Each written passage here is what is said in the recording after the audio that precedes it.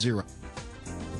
And welcome back to Talk of Alabama. Well, if you've got children who play sports, it's important to know just how many activities or how many sports really can be dangerous, especially when there's a risk for a concussion. Joining us today is Dr. Emily Bell-Casey with Andrews Sports Medicine, and welcome to you first. Thank you so much. Glad to be here. Well, I'm glad you're here. You work with a lot of local schools, right? I do. I work with Sanford University, Pelham High School, and Spain Park High School, and some of the middle schools with those areas. And do you see this, and do you see it more or less than before, the concussions? I would say I'm probably seeing more in the office, and I think that is because of education and awareness, that we know what we're dealing with and people understand.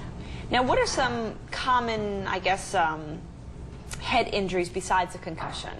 Well, with, of course, contact sports, and we're in the middle of football season here, you can see head injuries with sports, and really in a lot of cases they could happen in car accidents. You could jump on the bed and fall off, but seeing them a lot in our contact sports. And a concussion is where you have a blow to the head and there's trauma. It's also called mild traumatic brain injury, and there's some impairment in brain function.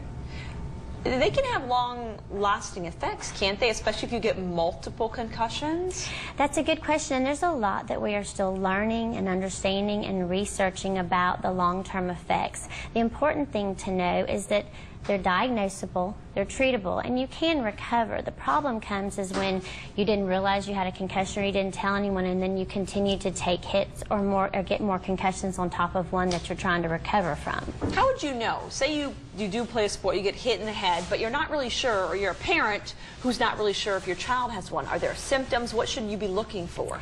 Yes, you know, coaches, players, parents, athletic trainers, and physicians need to know the signs and symptoms to look for. One, if your athlete takes a hit and stands up and is walking to the wrong side of the field, that's a sign. Things that I ask are, do you have a headache, nausea, vomiting, dizziness, blurry vision? You can't concentrate, you can't answer my memory questions or balance issues. Okay, and it can cause long-term, but again, that's if it's not really treated and looked after. Yes, for the most part, you know, if you diagnose it, the important thing is rest.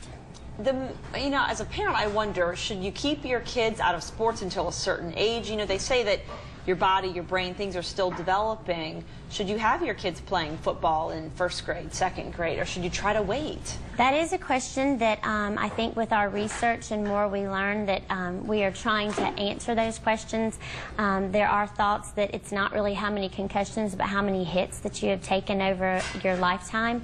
So I just think that we have to look at the sports and try to make them as safe as we can, and listen to your children, and if they have headaches, take them out of those sports and let them recover. And in closing, what are you doing here in local schools to educate not only parents, but coaches, teachers, athletic directors, and students? Well, things like this, education, being aware, understanding what a concussion is, what are the symptoms, that we can treat it, when do you need to go to the hospital after taking a concussion. A lot of our schools, too, are using either sideline tests that we do on the field or some computerized neuropsychological testing that we're using. But the important thing to know, it's not one test that tells me you're ready. We've got to look at the big picture, the symptoms. Are you back at your baseline before I put you back on the field? Okay, so for more, they can go to Andrews Sports Medicine? Yes, at www.andrewsportsmedicine.com. And then also the CDC has a lot of good information out there too. Okay, CDC or andrewsportsmedicine.com website on your screen. Write it down.